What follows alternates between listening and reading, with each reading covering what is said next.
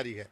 और पवन पवन जिस तरह से आतंकी यहां पर छिप रहे हैं उससे साफ तौर से नजर आ रहा है कि बड़ी साजिश के तहत, प्लान के तहत आतंकी यहां पर आए हैं और छिपकर हमला कर रहे हैं। वहीं जम्मू कश्मीर के श्रीनगर में एक बार फिर आतंकियों ने 2 बेगुनाह लोगों को निशाना बनाया है। इस बार कायर आतंकियों ने श्रीनगर के ईदगाह इलाके में रेहड़ी पर गोलगप्पे बेचने वाले एक शख्स की गोली मारकर हत्या कर दी, जबकि पुलवामा में भी आतंकियों ने एक आदमी को अपनी गोली का निशाना बनाया है। कुछ दिन पहले भी श्रीनगर में कायर आतंकियों ने आम नागरिकों को निशाना बनाया था, जिसके खिलाफ लोगों का गुस्सा भड़क गया था। इस बार भी आतंकी अपनी हरकतों से बाज नहीं आ रहे हैं और उन्होंने श्रीनगर और पुलवामा में 2 लोगों की हत्या कर दी है। श्रीनगर में मारे गए शख्स का नाम अरविंद कुमार शाह है और बिहार का वो रहने वाला था। वहीं पुलवामा में जिस शख्स की हत्या की गई है वो यूपी का रहने वाला था, जिसका नाम सगीर अहमद बताया गया। इस महीने अब तक जम्मू कश्मीर में 9 लोग आतंकियों के हाथों मारे जा चुके हैं। आतंकियों की बुजदिली, कायरता साफ तौर से देखी जा रही है। सेना को जवाब नहीं दिया जा रहा है। सेना के ऑपरेशन ऑल आउट से आतंकी पूरी तरह से बौखलाए हुए हैं, बिखरे हुए हैं, डरे हुए हैं और यही वजह है कि अब आतंकियों ने श्रीनगर में मौजूद आम लोगों को निशाना बनाना शुरू कर दिया है। चलिए इस खबर पर और ज्यादा जानकारी के लिए अब सीधा रुक करते हैं रिफत अब्दुल्ला का। रिफत, साफ तौर से आतंकियों की बुजदिली, कायरता यहां पे देखने को मिल रही है, लेकिन उस आतंकी संगठन के बारे में जानकारी मिल पाई है जिसने इस बुजदिली को अंजाम दिया है? देखिए अभी किसी संगठन ने इस हमले की जिम्मेदारी कबूल नहीं की है, लेकिन जिस तरीके से आईजीपी ने ये कहा कल कि जो सॉफ्ट टारगेट होते हैं मिलिटेंटों के, उनको सिक्योरिटी प्रोवाइड करना बहुत मुश्किल है। ऑलमोस्ट उन्होंने साफ कर दिया कि जो भी सॉफ्ट टारगेट है उन्हें सिक्योरिटी नहीं प्रोवाइड की जा सकती है, क्योंकि हर एक शख्स को सिक्योरिटी प्रोवाइड करना, चाहे वो पॉलिटिशियन हो या फिर बाकी एक्टिविस्ट्स हों, उनको प्रोवाइड करना बहुत मुश्किल है। सिविलियंस की तो बात ही नहीं है, क्योंकि किसी को नहीं मालूम कि किस सिविलियन को टारगेट किया जाएगा। तो ऐसे में फिलहाल ये कहा जा सकता है कि सिक्योरिटी एजेंसीज के लिए एक चिंता जरूर है अगर इस तरह की किलिंग्स हो रही हैं, क्योंकि 7 किलिंग्स के बाद एंटी मिलिटेंसी ऑपरेशंस जो हैं बड़े पैमाने पे लॉन्च किए गए थे और आईजीपी ने ही कल कहा कि 9 एनकाउंटर 8 अक्टूबर से लेके कल तक हुए, उसमें 13 मिलिटेंट मारे गए, 2 कमांडर भी उसमें शामिल थे।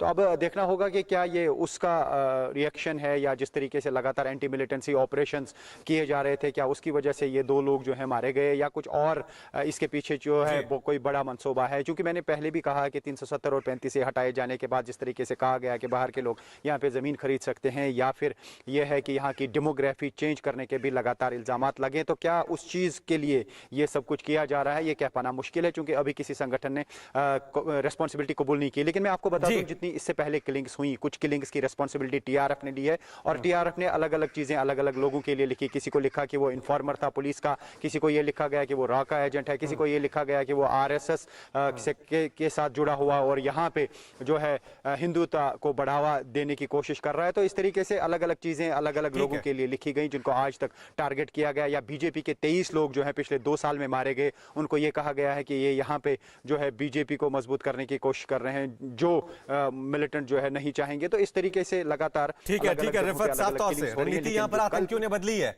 रणनीति यहाँ पर आतंकियों ने बदली है। सेना को जवाब नहीं दे पा रहे हैं, ऑपरेशन ऑल आउट से बौखलाए हुए हैं। जैसे जैसे जिंदगी पटरी पे लौट रही है श्रीनगर में, कश्मीर में, वो आतंकियों को रास नहीं आ रही है। यही वजह है कि अब आम लोगों को वो निशाना बना रहे हैं, कश्मीरियत का कत्ल वो वहां पर कर रहे हैं। वहीं श्रीनगर के ईदगाह इलाके में जिस शख्स की गोली मारकर हत्या की गई वो बिहार के बांका का रहने वाला था। अरविंद पिछले 8 सालों से श्रीनगर में रहकर गोलगप्पे बेचने का काम करता था। अरविंद की हत्या की जानकारी मिलते ही उसके घर पे लोगों की भारी भीड़ जुट गई। लोग परिवार को दिलासा देते हुए नजर आए। इस घटना के बाद मुख्यमंत्री राहत कोष से अरविंद के घर वालों को 2 लाख रुपए सहायता देने का ऐलान भी कर दिया गया है।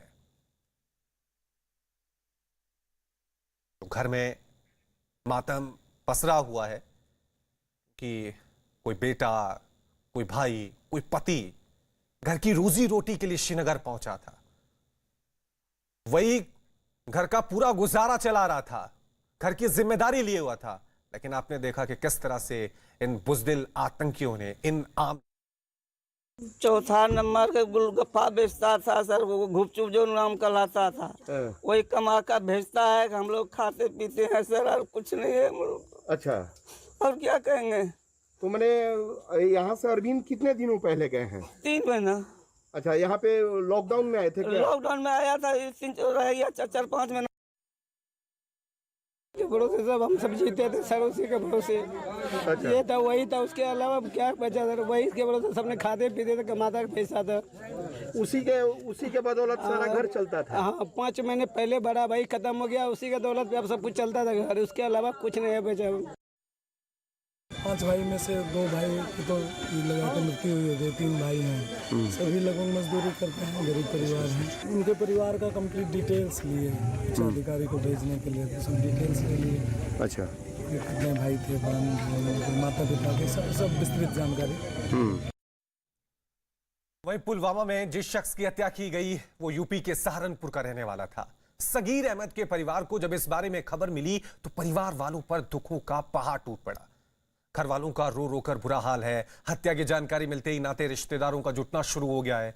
सगीर अहमद की पत्नी का अभी कुछ दिन पहले ही देहांत हो गया था। उनके 4 बेटियों के साथ एक बेटा है। सगीर अहमद का परिवार अब सरकार से मदद की गुहार भी लगा रहा है।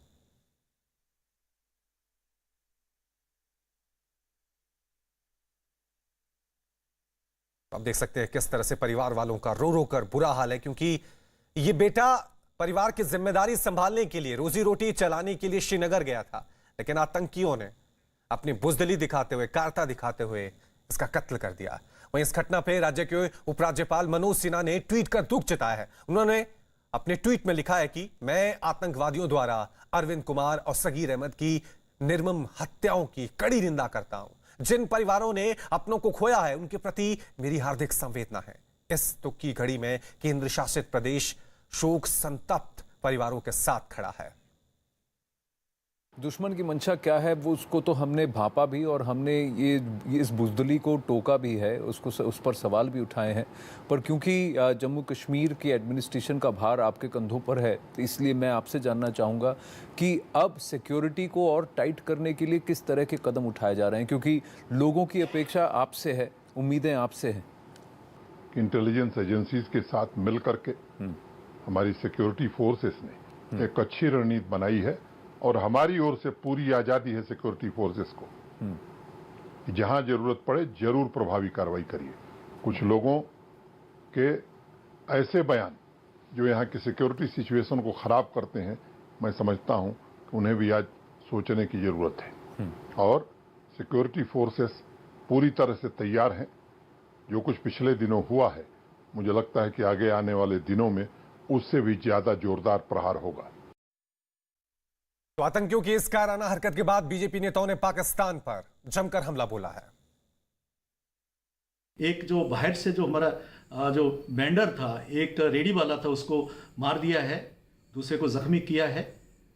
और ऐसे ही पहले गोलगप्पे वाले को मारा, एक सिख प्रिंसिपल को मारा, लेडी को। ये जो है ये कायरता जो पाकिस्तान की है, ये पाकिस्तान को ले डूबेगी, इतना स्पष्ट है। इसी तरह से हमारे जो जवानों के ऊपर जो है, जो चोरी से आके छिपे करके जो वो गश्त कर रहे होते हैं, उन पर जो अटैक करते हैं, जिसमें हमारे जवान शहीद हुए हैं, ये बड़ी जो है भर्त्सना योग्य घटनाएं हैं। इसका बदला लिया जाएगा, इसमें स्पष्ट है। नॉन लोकल फेरी वाले, रेडी वाले गरीब लोग जो अपना रोजगार पालने के लिए कश्मीर में आए थे, उन्हें जिस तरह से उनकी निर्मम हत्या कर दी गई, यहाँ से पाकिस्तान का एजेंडा तो पता लगता है। पाकिस्तान जैसे देश को हम उड़ी और पुलवामा के बाद जो सर्जिकल स्ट्राइक्स में सबक सिखा चुके हैं, और इस बार जो हम सबक सिखाएंगे वो उनकी आने वाली पुश्तें तक याद रखेंगी। जम्मू कश्मीर के श्रीनगर में बिहार के अरविंद कुमार शाह की आतंकवादियों द्वारा निर्मम की गई हत्या निंदनीय है। हम इसकी घोर निंदा करते हैं। बिहार के यशस्वी मुख्यमंत्री ने अविलंब मुख्यमंत्री राहत कोष से 2 लाख रुपया उनके परिजनों को देने की घोषणा की है। चलिए खबरों में आगे बढ़ते हैं। कामयाबी की कोई कहानी एक दिन में मुकम्मल नहीं होती, लेकिन ईमानदारी, लगन और सच्चा संघर्ष हो तो सफलता की कहानी एक दिन पूरी जरूर होती है। क्या आप जानते हैं कि देश में श्वेत